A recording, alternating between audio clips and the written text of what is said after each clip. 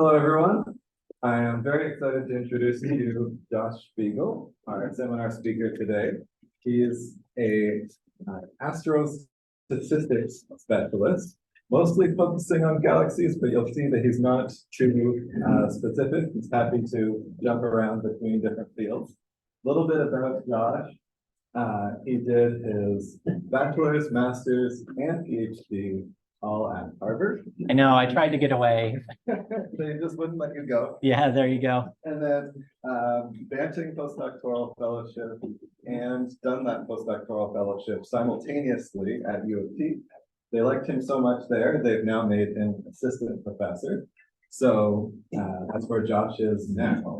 He's had major contributions in a pretty broad variety of fields because of the statistics, kind of works all over the place. So I listed them down here for myself.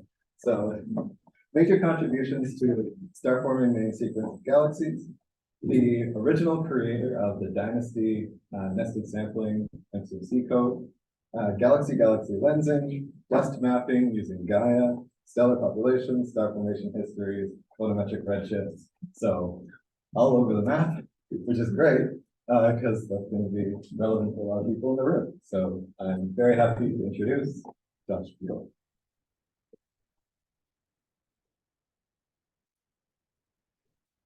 All right, thanks so much, Connor. So I think my goal for today is mainly to see if I can get somewhere close to that level of introduction, just in terms of how this talk will go.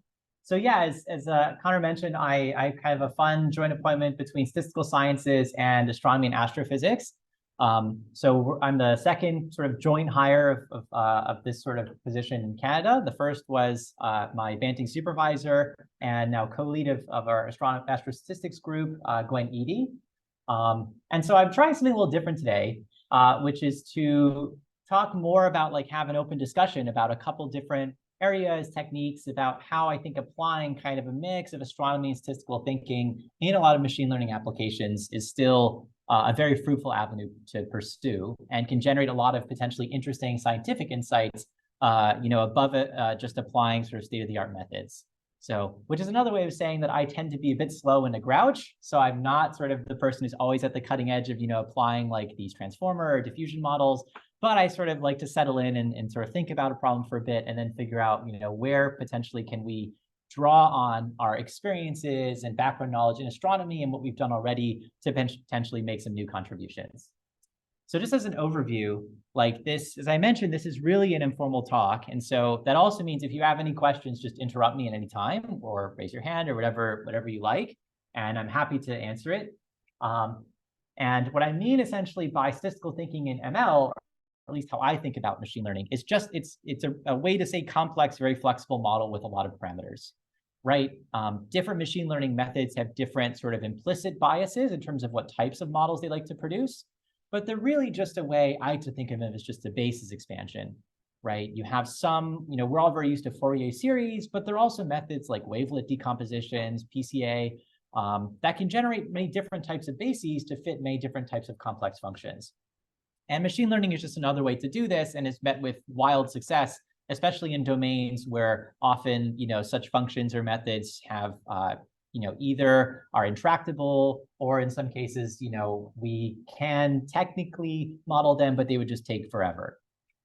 And I'll also be motivating this by a typical astronomer perspective. So I'll kind of have a couple examples where I'll put my astronomer hat on, talk about why we might care about something, and also how I might approach this problem. So if I was thinking kind of naively or just more straightforwardly about something. And sometimes that's great and you can get some good insights, and sometimes it leads you astray.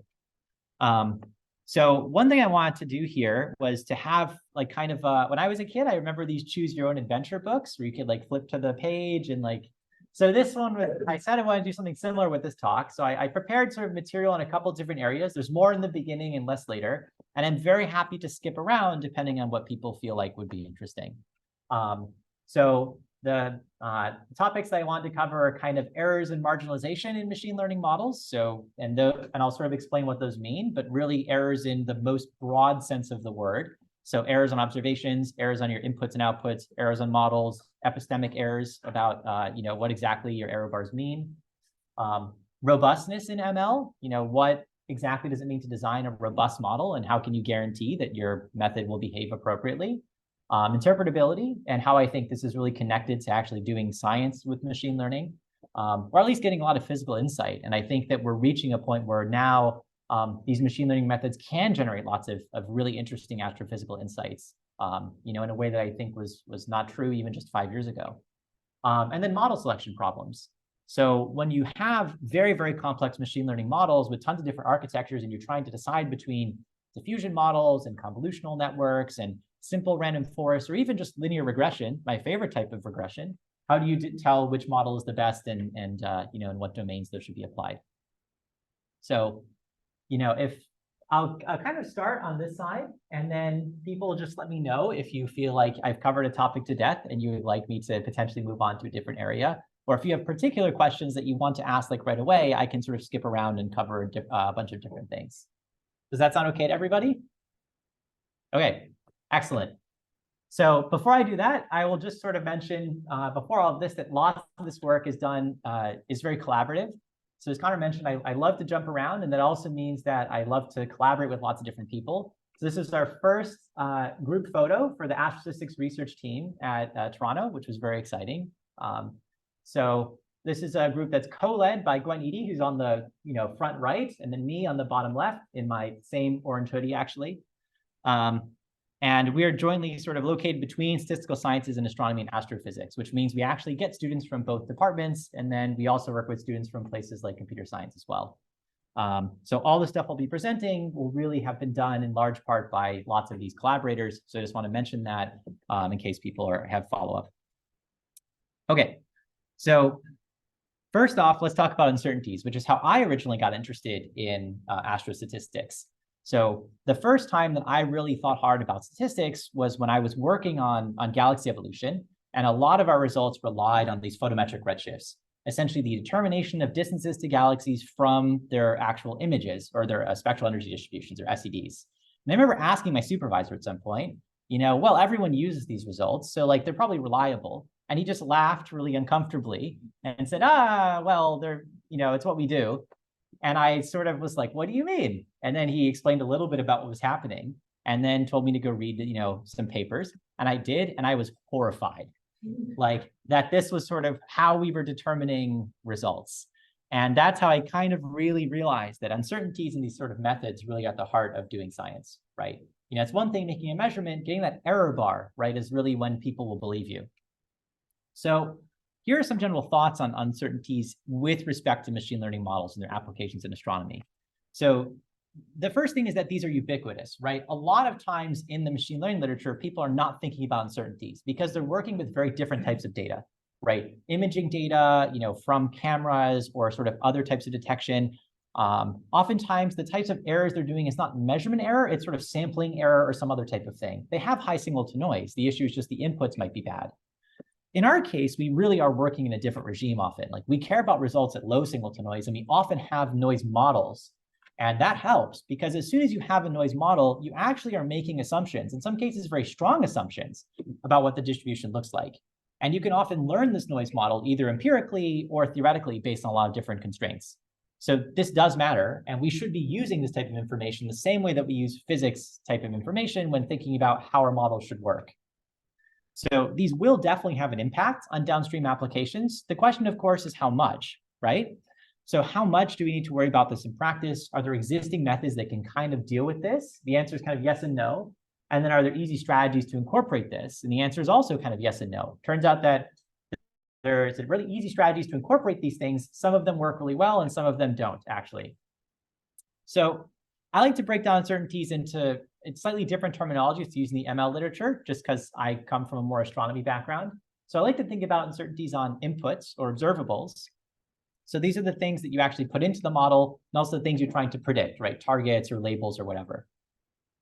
And then you also have uncertainties on the model itself, right? We often refer to these as like systematics, but these have two different forms. The first is the exact hyperparameters of the model, right? Exactly which model you have, or the exact model you've picked out of a selection of potential models, or the actual predictions, right? Sometimes you would like to generate predictions that have themselves an error bar. We do Bayesian inference, we want to get some uncertainties out at the end.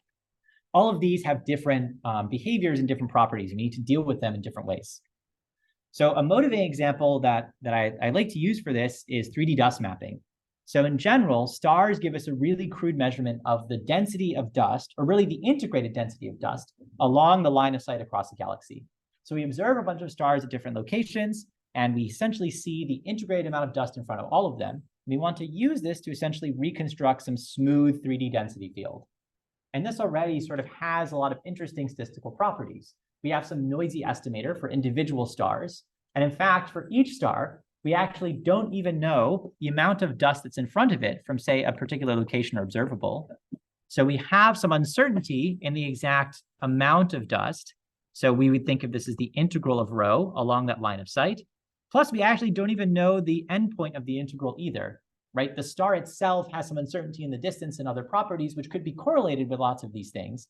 And so that actually leads to an additional thing where we not only don't even know what this inner part of the integral is, but we don't even know where to end, right? We don't even know how far away the star is. So these types of uncertainties are quite complicated and not sort of a standard thing that most ML methods are really thinking about. So to start with, I just want to deal with these three because I think they're all very connected, right? You have observables, targets, and sort of predictions all deal with things that the model does, not the model itself.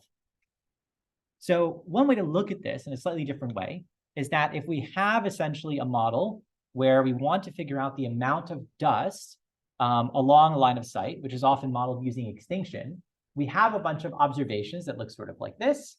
Those observations might have some complicated set of uncertainties associated with it. We have some model that we hope to fit to these observations, and we kind of want to figure out, like, is there some way that we can deal with these uncertainties in a principled way? So, and if we do this, we can get really nice results. So this, for example, is a 3D dust map that we put out in 2019, led by Greg Green, who's a group leader at MPIA. And this just shows you essentially a little loop around the sun of the type of 3D structure that we can actually pull out of this sort of data on individual stars. Each individual star is extremely noisy, but averaging over hundreds of millions of them actually gives us this really incredible 3D resolution. If you want to see more videos, you can find them online. But this is the type of thing we'd like to do. So what exactly, with the steps here? The first step, putting my astronomer hat on, would be maybe we can just add the errors in, like to the inputs, right? So does this kind of make sense? In default, we sort of think, okay, I want to predict some function as a function of these inputs. So maybe I'll just change it so that I'm predicting it as a function of, the inputs and the errors on the inputs. Right? That makes sense. You just add some extra parameters. And it kind of can make some intuitive sense.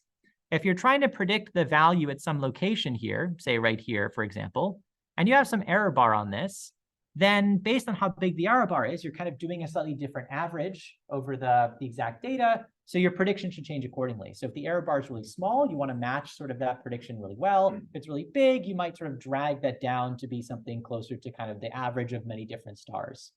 So it kind of intuitively maybe makes sense. Does it work? Kinda. Like you're kind of doing an interesting thing where you're trying to predict some average value of this function over some like different sets of error bars at a bunch of different locations.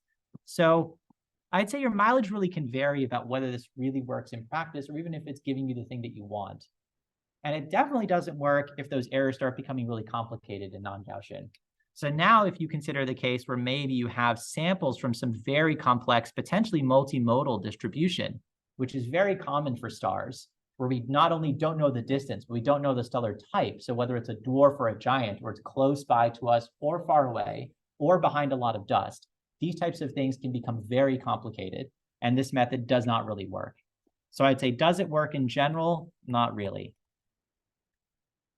So this leads to the second thing, which I see a lot in the literature, which is, what about just Monte Carloing it, right? Like this seems natural. Okay, so we have some uncertainty. Let's draw a bunch of random samples, and let's now augment our data set. So rather than just treating an object, a noisy object, like one thing, we're now going to simulate, say, 100 objects from the distribution, and we're just going to pretend that we have 100 objects, and we're going to kind of treat it as one. Kind of makes sense, right? We're sort of going from one object, and we're computing it now as the average of 100 objects. that just happen to follow the error distribution that corresponds to that one particular object. So far, so good. So this makes sense. Yes, it kind of does make some sense.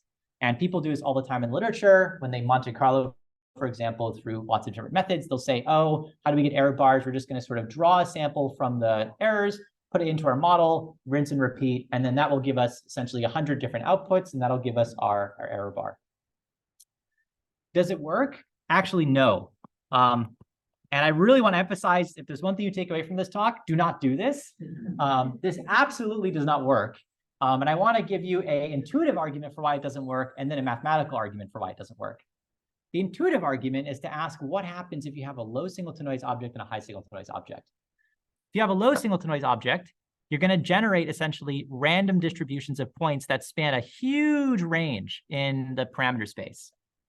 So you're going to, oh no, I think my slides are crashing on me. Anyway, hopefully this will eventually come back.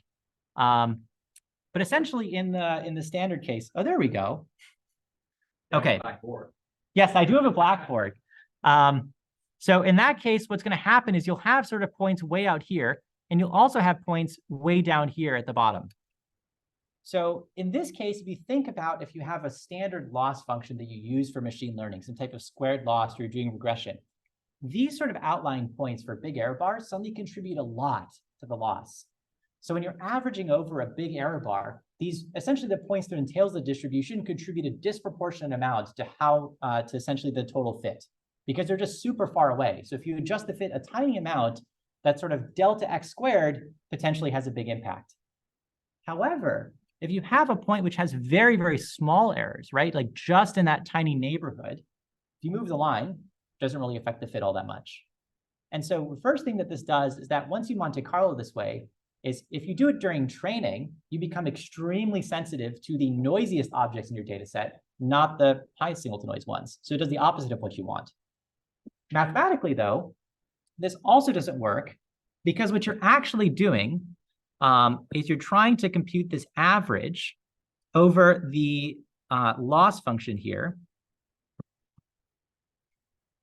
over essentially some distribution of your object.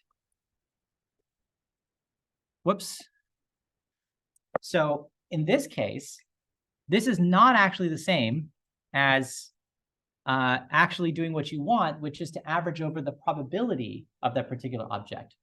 The loss function in machine learning is usually the log probability, not the probability.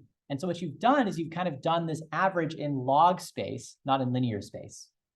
So another way to think about this is that if you're trying to derive a chi-square distribution, if you have error bars, and you're going from kind of a normal mean square error to a chi-square distribution, and you try and actually do it just by Monte Carloing, you'll actually find that you cannot reproduce a chi-square result if you just generate some random numbers and then average over something like a mean square error. So this means that fundamentally you're actually computing something different than actually what you want, which is the average probability for an object, not the average log probability for that object. Those are two different things. So what you're really doing in a sort of conceptual sense is computing a geometric mean, not an arithmetic mean. And so most people who do this in the literature have this essentially, they're falling victim to this bias. The other thing as well is that if your model is trained on noisy data and then you feed in data that has been re-noisified by drawing from the Monte Carlo distribution, you also add in the noise twice. So if your model's already trained on data that's noisy, you should just be feeding it in data that's noisy. It's already learned to sort of interpret the noise as part of the thing that it's learned. So it already knows about that. If you're trying to be more clever than the model, you actually end up double counting the noise and your error bars essentially become too big. So for all of these reasons, Monte Carlo doesn't quite work. Okay, I mean. Yes. But it's the no because you have data points with different signal noise. Let's suppose that your data set has uniform error bar. Yep. And usually the Monte Carlo doesn't work, no? Even in the case where it's uniform, you can show that when you Monte Carlo, you actually do introduce a bias. So it's not essentially, even if all the errors are the same, if you Monte Carlo, you don't quite get back like the mean square error type thing, which you would if you just wrote down a chi-square model and the errors all factor. You'll find that it doesn't quite work out that way. Yeah. However, this doesn't mean that, we'll come back to this, because it doesn't mean that Monte Carloing is bad.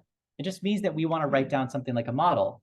So one thing I like to do is I sort of go back to basics and ask what sort of would be the underlying probabilistic model for this example. So we have some function. We need to add some errors into it because we do have some observational uncertainty. We might want to add some scatter. Maybe we'll make that scatter a little bit dependent. And we can then go through and derive essentially a log probability, right?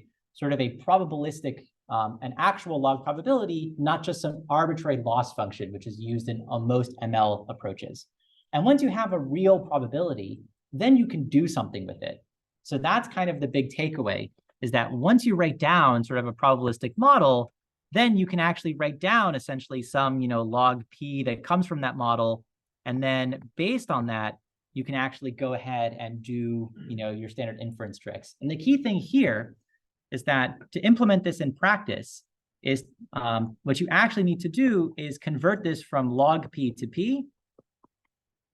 Then you want to do your average, sort of this integral over the noise. And then you want to then take the log again of this new average probability. So it's not a huge change. It's just that rather than just doing it directly on the loss functions, you just need to essentially take an exponential, do an average, and then take a log again. And then all the math works out very cleanly if you can write down something like this. And so you can then use, for example, the same Monte Carlo samples as before, which really screwed you up, to actually do the right thing. And this is actually what this type of loss function looks like. This was a summer project done by Ava Obiesi, who's, I guess, in her final year now at UT Scarborough. And this is just showing essentially writing down this type of loss function where we're taking in a bunch of samples, doing this type of essentially averaging, and then recomputing the log. And we're actually adding in some additional outlier stuff as well. But this is sort of the way this actually works in practice. And this really does work. So these are simulations that we ran inside sort of a little box that's been simulated to have semi-realistic properties. And the baseline model, which is up here, is this mean square error one. You can see here in green, it has a lot of issues at matching sort of the underlying true model, which is the one in gray. And each of these different points here is essentially a set of Monte Carlo samples, which are connected to show which samples are for individual objects. And these are around 3 different lines of sight.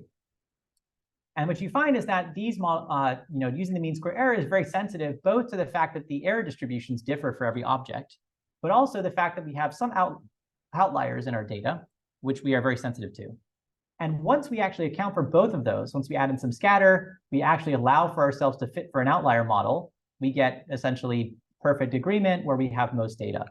So this method actually does work. We're using exactly the same data for both. So we haven't done anything like crazy by rejiggering the training. We literally used exactly the same training data, just used it differently. And one works, one doesn't. Yes. You're multi-parting uncertainties in the data. Yes. Maximizing the probability of the model now. Yes. Yeah, we're maximizing the probability of the model averaged over the uncertainties in the data. Yes. So yeah, so we are assuming that essentially we have samples that are drawn from some distribution, which we may not have access to. Okay, so that another part of it itself basically is the distribution. Is this a design kind of like minimizing the scale divergence? It's not quite minimizing some KL divergence. It's more actually trying to, I guess, maximize the overlap integral of the underlying probabilistic model with the actual data. So you're trying to maximize sort of the total probability coverage of your model relative to the points. Yeah, so it has a very similar, the integrals look very similar. It's so it is actually a very similar conceptually. But this is just showing that it's not just crazy talk. This does actually work in practice. So Ava's now on to other stuff involving like video game graphic design. So I am sort of trying my best to finish up writing our draft. And of course, you might ask, well, what about these errors here, right? Like, what about these probabilistic errors? Are those part of the model too? And the answer is yes, they can be. And you can use something, for example, like simulation-based inference, SBI, or likelihood-free inference, or using normalizing flows, or utilizing other methods like diffusion models to either generate those errors explicitly or to simulate from the model implicitly. And so in our case, we actually just model like a Gaussian scatter because that's sort of what our simulations were based on. But you can do this more generally in many cases. And so this does actually work, as we showed before. So overall, this is kind of like a nice package that's taken us from the beginning to the end. And if you're interested, we also have additional paper out led by Bingzia Wang, who's a postdoc at Penn State, who has been working on kind of trying to extend this method to more broad cases of dealing with heterogeneous and also missing data in astronomical applications. So some basic takeaways from all of this. The one that I love the most, which is the common theme for everything, is that I think that the best model is a probabilistic one you can derive. So whenever you're in doubt in sort of some ML application, one way that I like to go back is ask, well, what's sort of like the underlying inference problem that this particular machine learning algorithm is trying to solve? Is there some way I can slot it into a broader statistical framework, or some way that I can conceptualize what's happening here? And as soon as you do, and you can write down either some probability that you're trying to target or some function that you can simulate from, then life becomes much easier in terms of dealing with things like uncertainties. Because once you know what those uncertainties should be, you can actually incorporate them directly into the model. Another way to say that is if you have error bars, you actually are locked into a specific loss function, like it's non-negotiable. If you really believe the properties of your data follow a certain distribution, there is one correct answer for what you should be doing. You can't just sort of mix and match or play around with things because essentially you're breaking some of those assumptions. Maybe that's very motivated if you don't believe, for example, your error bars, you want to simulate more flexible things, but that should be something that you're all aware of when you sort of go ahead and apply some method, is that every loss function is inherently coupled with some underlying assumptions about the noise. Monte Carloing only works if you define the right model. And if you do want a copy of some of the code or some examples, let me know. But also just a heads up that if you do this, logsumx is going to be your friend, which is a really nice function that is available in almost all autodiff packages, which allows you to implement this pretty quickly. And then, of course, I think people here are pretty familiar with things like SBI, which allows you to bypass some of these things.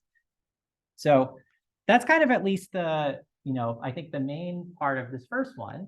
So the next thing I could talk about, if people want, would be stuff related to the models, or I could move on to other potential topics, if depending on what people would be interested in. What are the options? So we could definitely talk more about uncertainties, or we could move on to talk about like robustness and outliers and error calibration, or things like interpretability or model selection. Love the interpretability. Sure. Okay.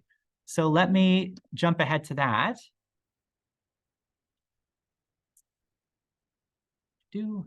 Okay. So the interpretability side is kind of where I think that, often like rubber really meets the road for a lot of, or I guess in this case, it's more like the rubber tired metros meet the tunnels. I don't know. I really do like the metros here. And hopefully this will show up in just a second on Zoom. All right, give me a second. It's struggling a little bit.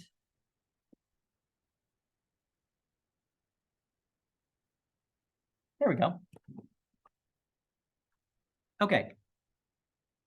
So on the interpretability side, I think the key thing I want to emphasize is that it's very easy to train a complex model now. And we've shown that the model parameters that people are training and that many of us now use in our daily lives have gone from millions to hundreds of millions and now billions of parameters, if not more.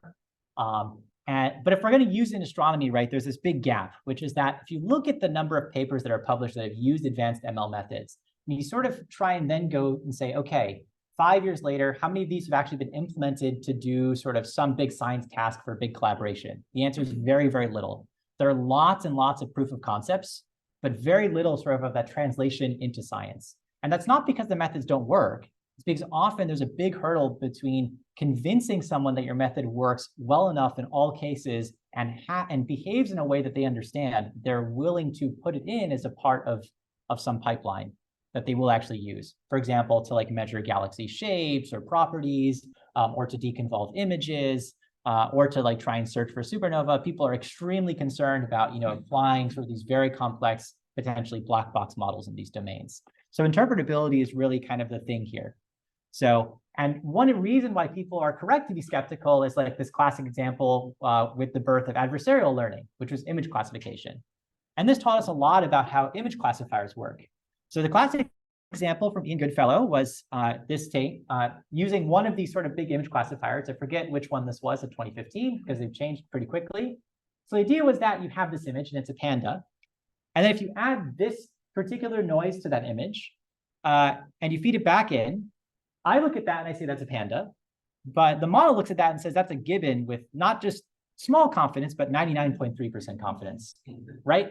Like to us, those look identical, but to the model, they are completely different. So what gives, right? And the thing that this showed is that the model has not learned to see the way that we see. It is very sensitive to texture.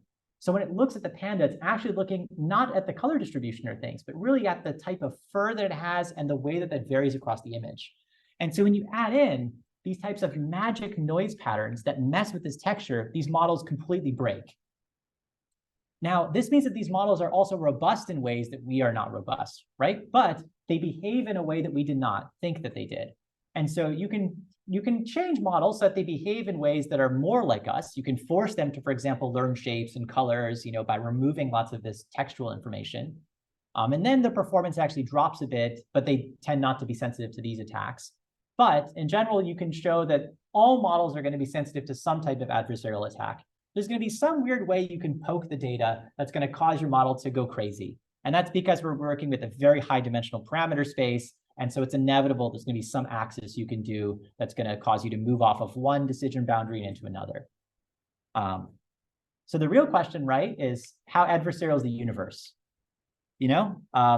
And that's really why interpreting or explaining ML models matters so much, is that the universe is very good at generating crazy data. And so we want to know what happens in that case, right? We want our model to be well behaved. So there are two different ways to sort of think about this. One is what I like to call post facto interpretation, which is the most common one, which is that we've trained a model. Now I want to understand how it works, but kind of poking at it and seeing what happens. So one example of this, which was a project led by an undergraduate at the time, now graduate student at Princeton, Jeff Shedd, and Ted Macrith, who is also a Banting Dunlap CETA fellow, so he had even more titles than me, who's now working for a pension fund back in the UK, was to actually look into this for age predictions. So one sort of thing that we care about is that we really want to estimate, for example, the way that our galaxy assembled over time. And that means that we care a lot about how accurate our predictions are. But we also care about correlations between, for example, estimating stellar ages and properties with overall global chemodynamical evolution. So the metallicity of the galaxy has changed over time. And so we can learn, for example, to proxy metallicity for age for a lot of stars, which is true in general, but not necessarily true all the time. Right? We can find stars that may be formed with lower metallicities at the present day, or stars that had maybe higher metallicities but formed in a very active star-forming region in the past. And the way I like to think about this is that there are two ways to tell how old somebody is. One is that you sort of look for features that directly indicate age. The other is to sort of look for indirect features that indicate roughly when somebody, for example, grew up in sort of like cases of fashion or when their photos were taken. Right, so it's one would be looking at whether directly at someone's face. The other might be looking at their clothes, for example. So this is something that does matter, and so we were trying to figure out how would we be able to test whether this is a problem for most of the age catalogs that we currently have, where we want to determine that stars at sort of different regions of the galaxy actually are, we're getting age estimates that are somewhat insensitive to this type of global chemodynamical evolution, or at least how we even test this. So what we did was we generated a bunch of sims from Nej Frankel, who's a CETA fellow, essentially looking at galactic hemodynamical evolution, simulating populations of stars, sampling from the IMF, and evolving them all forward in time. And then we trained some very simple models. In this case, we used this slight modification of a random forest to essentially look at how we would predict age under various conditions. Without noise, this is kind of what we get. And the x-axis, the sort of color bar here is what's called a SHAP value, which is just one particular way of trying to understand, again, by sort of poking and prodding our model, what sort of features generate the most importance. And the way this works for SHAP values is you kind of generate all possible models that could predict a particular feature with every combination of inputs. And then you sort of say, okay, if we're interested in predicting, for example, age, and we have four inputs in this case: effective temperature, log G, metallicity, and alpha abundance, or in this case, magnesium over iron. If we sort of add or remove certain properties, can we sort of generate a prediction for how much that particular property contributes to the results? So in this case, you should interpret kind of red as being it decreases the prediction relative to the average, and blue meaning it increases the prediction relative to the average. So if you look at this first one, for instance, this is saying that as a function of metallicity and magnesium, essentially, if you have higher values, versus lower, you have a very clear track in terms of how old the stars are. You also have one here as well. For example, in log G, if you have stars that are way up here, that are pretty evolved, in general, those stars tend to be older. So that all kind of makes sense, right? So we are actually finding that without noise, this model is learning to identify certain types of features that are correlated. If you add in noise, this distribution changes. And you see, actually, there's a lot of different behavior that now happens in this case. So we have two different models, one trained without noise and one trained with noise. And this is designed to be pretty realistic. And what you find is that once you introduce some amount of noise, the model no longer is able to learn sort of these direct relationships because of all this scatter. So it learns to proxy a bunch of stuff. So now we see that actually it's proxying things in the complete opposite direction for the predictions. We have this trend now in metallicity, which didn't exist before. We have much weaker behaviors for these other parameters, and we have essentially much more emphasis on some of these stellar parameters that we're able to estimate a bit more cleanly than, for example, magnesium abundances, which we have larger error bars on. So again, the key thing here is that by using this particular interpretability approach, we can actually tell that our model is learning to proxy certain features. We can also compare what this looks like if we add in, for example, or remove these chemistry correlations. So this is from the full simulation where we sort of add in these chemistry correlations, and one where we actually decouple the correlations entirely. Yes? So the model is essentially a very simple random forest predictor. Yep, so no deep learning involved, just something very dumb. But the key thing here is noticing that as soon as you remove essentially this correlation of chemistry with age, the model no longer can proxy off of this global dynamical structure. So as soon as you force it to learn exactly how old a star is, only using essentially individual properties of that star and not sort of some global chemical evolution, you find that indeed it sort of looks like this. And the key thing I want to emphasize is that this result here, where it learns to kind of proxy some metallicity for age and then relies a lot more on these stellar parameters, is very similar to the result with noise. And so what we found is actually that if our data was better, we'd actually probably be proxying more correlations. But because our signal to noise is so low, our model is actually unable to learn it very effectively. So in this case, we are saved only by the low quality of the current data, which is usually not the opposite of what the conclusions are. This might not hold true for models that are a bit more complicated. We did try this also with some normalizing flows. But we ultimately found the random forest predictions were at least a bit easier to work with, so we stuck with those. Yep. Is this also a function of sample size? If you have a lot of low signal to noise data, does it sort of come out in the end? Absolutely. So in this case, if you don't incorporate errors very effectively, and you have a lot of low signal to noise data, you actually do destroy this type of information just because everything's so noisy. So for random forests, they're actually very difficult for them to deal with these sort of low signal to noise correlations just based on how they train. For like neural network models, it's possible you could bring that out if you had enough data. So you could like average down that noise and uncover these types of things. Yeah. So it looks like you want the model not just to give you the right answer, but to give it more way you like, Yes. like relying on certain things. Exactly. That's sort of what the interpretability here is, what we really want to test here, is we want our model to not only give us the right answer, but to give it to us in a way that we like. Yeah. And interpretability can be a great way to essentially check whether this is actually happening. Like this ties in with how your simulations, or how good your simulations are at describing reality. Yep. So there's like output distribution generalization. Right. So that's a whole separate issue in terms of how the model will behave at sort of out of distribution problems. In this case, we didn't test that a ton. in the edges, it seems to do okay, but yes, at least this says that even in distribution, the model at least is behaving, can behave in ways that are undesirable depending on how the problem is set up. So I'm not sure if that directly answers your question. No, like when you remove the correlation, Yes. you do that because maybe the correlation isn't really there in observation. We definitely know the correlations there in observational data, actually. Yes. So the observational data from different measurements have found very strong correlations in some of these things. So that is why we ended up removing them to see what effect that would have. The current existing correlations in the training data that are used for all these catalogs might have on the outputs. So our conclusion is that because the training data is not quite high signal to noise enough, that probably the correlations kind of wash out, but it's possible that they still imprint at some basic level. But at least for, given the sort of error bars on all these very stellar parameters and the actual metallicities and magnesium that we believe, it looks like we're at least not at the point where we have to worry about it just yet. But it is a real concern. Yeah.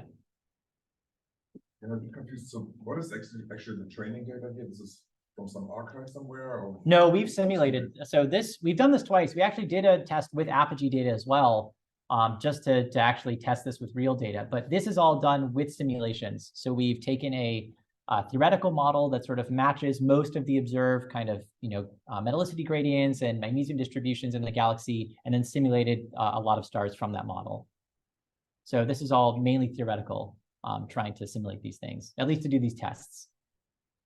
Yeah, because we wanted to do some controlled experiments before we went off to understand our results with the real data. So the paper's on the archive, so you're definitely welcome to check more of the plots, because we do have some results trained over the real Apogee data that we discussed at the end. That's what I'm trying to wrap my head around is. Okay, so you're applying this on data that has basically intrinsic trends that exist in the reality. Yes. Like some of the alpha abundances. Yep. Like this. But if you wanted to apply to the real world, how would you know that basically by training it, you're already relying on inferences that were made previously. Yes. So we're not trying to get to the question of what's the truth, but more or less, if these correlations were real and did exist, how much would they have impacted, potential future downstream results? So, and our findings at least suggest that, maybe given the sort of data that we've been working with so far, the effects might be small. But there's actually quite a huge range. So there's a big difference between, both of these results. So if the data is better, or if the model is an ability to extract more of that correlation, this could be essentially not a concern to a very large concern, but it definitely is a concern. Yeah. So you mentioned in the first part of the talk that when you have an error model, you're sort of locked into a loss. Yes. Is that what you were using here, or was this more of a straightforward? Good question. So for this one, we actually did not use those results. So we actually do a slightly incorrect thing where we do a bunch of Monte Carloing, and then we do some averaging and recalibration at the end to get us closer to the right result. But it's actually very difficult to completely redo how random forests train. We've tried. So adjusting the loss functions is actually quite hard. So in this case, we're doing something that's not quite right, but we can show empirically that we do pretty well. In terms of reproducing the general error coverage properties. Now, the other thing I'd maybe end on would be what I might call end-to-end or pre-facto interpretation, which is, that sort of emphasizes how you can use some basic interpretability methods like SHAP values to kind of probe the model, and maybe in conjunction with some experiments, kind of figure out how the model might be working, or if it's doing something you don't want. But you can also design methods that kind of are designed to be interpretable end-to-end and run sort of full science verification. And this is sort of what I love, because you can actually, do interpretability at every stage of your workflow. You can design the model in a way to be interpretable. You can sort of check how it's doing, and then you can also see how the science results actually are with real data. So this is a project that was led by Janu Kim, who's now a graduate student at Western, and then Lamia and Kartik, who were both postdocs at Dunlap and now at Wellesley. And then Lamia just started a faculty position at Wellesley, and Kartik is now a Hubble Fellow at Columbia. But what we had hoped to do was actually do something relevant to some people here, which was estimating galaxy properties directly from imaging. So no SED modeling, just give a picture of a galaxy in a bunch of different wavelengths, and then just try and directly infer, for example, the total stellar mass of the system, or things like, for example, the effective size of the galaxy, or the total dust luminosity, and things like that. So we want to take an image, and the idea is that we started with this basic CNN architecture, and then we wanted to sort of reconstruct at the end result sort of the mass size relation. And the idea is that we actually want to, for this sort of end-to-end reproducibility test, we are predicting both the x-axis and the y-axis. And we want to then double check if those trends align with what we see from measurements in the data, or the true mass sizes that have gone in this case, simulated data that we're working with from a set of cosmological simulations that we're using to sort of emulate galaxy sizes over time.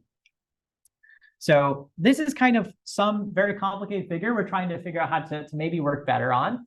But the idea here is that the top panel is showing essentially the contribution of different images to different parameters that we're trying to infer. This is the underlying SED. So this is wavelength as a function, brightness as a function of wavelength.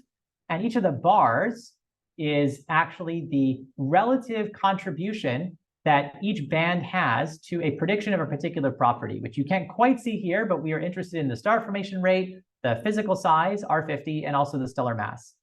And one thing that you'll have to take my word for is we do find that the information from the overall brightnesses of the image do actually contribute in different ways. So if we're just looking at the total size, like luminosity weighted size, we tend to be more biased towards images that sort of contain more of the recent star formation. We want, for example, the actual mass weighted size, we tend to be more sensitive to things that in sort of redder optical wavelengths that actually have more of that mass information.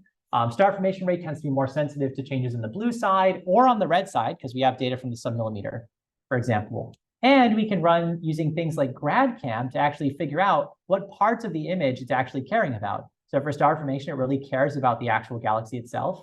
But what I love, for example, about things like the stellar mass size is that this also showed us that our model did not work in the way that we expected, which is that I realized that there are two ways to measure galaxy sizes. One is you go from the inside out, but the other is you go from the outside in. And you sort of say, oh, I start from 0 and I'm going to keep moving until I hit some increase in the flux, and that's going to be the size of my galaxy. And so it turns out that that's exactly what our convolutional network does, is it actually heats up at the edges of the image all the time, because it's actually measuring essentially the background until it becomes essentially concentrated, which turns out to be a bit easier than trying to go from the inside outwards. So that was a fun realization, which turns out to be okay in this case. And the final proof that sort of shows that this really does work, this one on the left shows the true mass size relation for all these galaxy simulations over 4 different redshift ranges, which are shown here at the bottom. This one shows the predicted. And these are very close. And the main difference is that we are actually able to reproduce the median evolution in galaxy size pretty much almost bang on. Again, this is now showing full test data, so we have not looked at this data at all. But we don't get the variability right. So in other words, we regress to the mean. So we do a great job at predicting the general evolution, but the model's not good at capturing the overall variances in galaxy properties or in the mass size relation at a given redshift. In general, we tend to underpredict the amount of, say, large and small galaxies that exist. But this is actually a great proof that shows that deriving both axes, we're actually able to learn some real physical relationship from this. Yes. I just want to understand correctly what you do. So you have simulations, artificial simulations. Yep. There are simulations. There's like, so the left panel there is the correlation actually in the simulation. That's right, the ground truth. Yep. So those are the ground truth, and we have not. So we've predicted the x-axis and we predicted the y-axis separately. Yep. And you train them on the CNN and you get the kind of the predictions of the CNN, the same kind of like test data from the same kind of like data set. Yep. That's right. Always in distribution. Yep. So all these are in distribution. Although, as you can tell, sort of in the cases where we tend to be out of distribution, which are for some of these, really big outlier galaxies where the model's not trained well, we do find that they regress to the mean. And that's why we end up getting sort of an undercount of the variance. So our model at least seems to behave in a way that's sensible for these types of very big galaxies, where it tends to just say, well, I don't think they're actually that large, or I don't think they're that small. I think they should be more similar to the galaxy population as a whole. And the models are kind of like In this case, yeah, we do get point estimates for the models. Yeah, we don't actually do full probability distributions, at least for this project. But this is sort of another way that I like to think about, how interpretability can work in practice, is that we have now sort of this toolbox that's growing for ML, things like, all these methods that you can sort of find, like RADCAM or shaft values or saliency maps or attention maps, and all these things provide some information. And the way to really show that a method is working is to do this type of full end-to-end science run, where you can run controlled experiments, really test whether the model is behaving exactly the way you expect, kind of poke and prod at it a little differently, set up the model so that it's going to make predictions in a certain way, and then see if all that stuff kind of comports with how you hope it behaves. And if you can, like in this case, we were very happy with these results because it suggests that if we now took the same type of model and ran lots of these tests on real data, and we were able to show similar results, we can trust the predictions that it's going to give, at least for the general evolution of this relationship over time. So we could not trust, for example, the actual scatter we get, but we could trust the general evolution of galaxy mass size. And so that was something that we were pretty happy about. Yes? Or when you're making your predictions, are you feeding in the simulated image plus some simple noise model, or are you adding in a bunch? For this one, we tested with just the raw image with no noise and with a tiny and with a small amount of shot noise, and they both performed fine. We have not added in realistic noise models. There's also one key thing here, by the way, is there's also no sort of complicated PSF model that we put into this.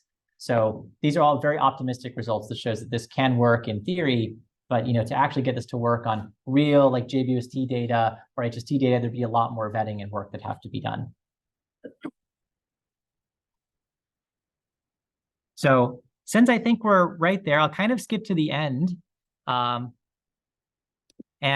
I'll just sort of say that hopefully this was an interesting experience for a talk, kind of jumping around a bit to some different areas. I have many more slides on different topics if people would like to chat more. I think the main closing thoughts I have is that really, I encourage everyone to think about creating sort of more probabilistic models, or at least thinking about machine learning really from a probabilistic framework. If you can write down a model that you feel where you actually understand what the probabilities mean or how exactly it's working, then you can do so much more with your data, and you can incorporate uncertainties and these things much, much better. And on the flip side, always be wary of just quick modifications to existing approaches if they're very ad hoc, because sometimes those can be very justified, and other times they can lead to weird properties that you definitely did not intend downstream. For example, Monte Carloing, which is very commonly used, but as I discussed, kind of gives you either overestimates of the uncertainty or makes you very sensitive to the lowest signal to noise data, which is the exact opposite of what you want. I think that interpreting the ML models is where the science happens. And the last thing I want to end on is that it's super fun to be here. I was just talking to Connor before that there's always a fun instance where you read someone's papers and you're like, oh my gosh, these are so great, I discussed them a lot, and then you actually go and see them in person. And I've been really loving the work that's coming out of lots of places at UDM, especially with Yashar and Laurent's work. And so it's super exciting to actually be here, see you guys, and get a chance to talk. Since anyway, it's very cool. So thanks everyone.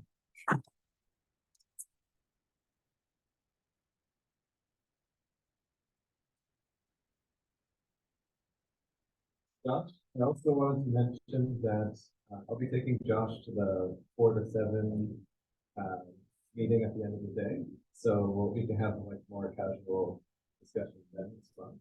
Or if you booked a meeting, I think that would be good fun. All right. So yeah, thank you.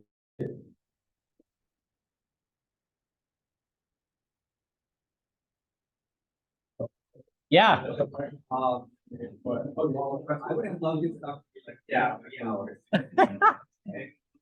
So, but in the spirit of this, us knowing what's the red sort of you just tell us at least just the error part, kind of you did make a reference to this because you just talked about error in the data. Can you just tell us what are the small things that I can maybe use? Yeah.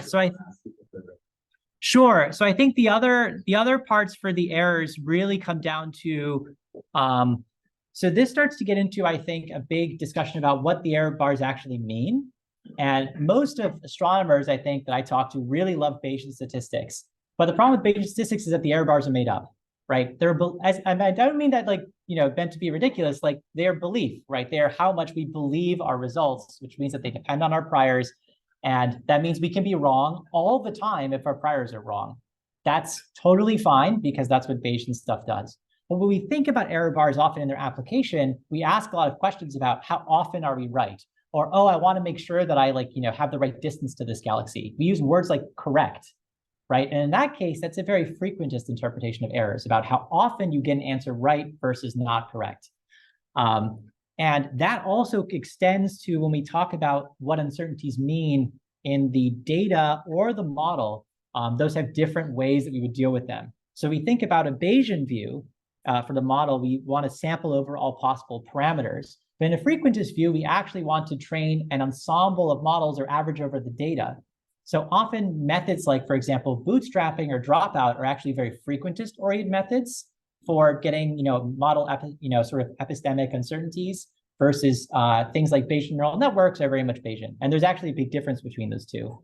That also extends into other topics I might have discussed, which have to do with sort of dealing with error bars in latent variable models. So how do you project, for example, a noisy SED into some latent space, for example, using autoencoders? Or how would you, for example, recalibrate errors on your model? If you train, for example, some machine learning model that gives you errors, how do you guarantee that those errors behave in a way that you want? Do you want them to be Bayesian? Do you want them to be frequentist? Do you want them to be somewhere in between? There's actually a whole new area that's opening up about sort of how do you actually recalibrate posterior-based models. And one thing I will end with there, because I think the results are actually so cool, is that what you can prove, which is in this great example. So ignore this one on the left and just focus on this one on the right here. Essentially, this is comparing the result of a recalibrated posterior to a likelihood-only model. And it's showing the power, essentially, or the size of the error bar, as you sort of have the true parameters sweep across the parameter space. And so if you have a flat prior, these are the same. If your prior is uninformative, then you're essentially just doing likelihood inference. But if your prior is informative, you actually do better if you recalibrate your posterior to act more like a frequentist model than if you just use only a likelihood model. So you actually can have your cake and eat it too, where your errors are well calibrated and the prior contributes information where it's relevant. And if it's not good, the prior actually goes away. So this is not necessarily a posterior model or a frequentist model. It's a little bit of both, but you can actually start to do some of this. So this is the type of, I think, other sort of error things I've been thinking about in case people want to chat about it. Now we really need to go because there's a class that's here.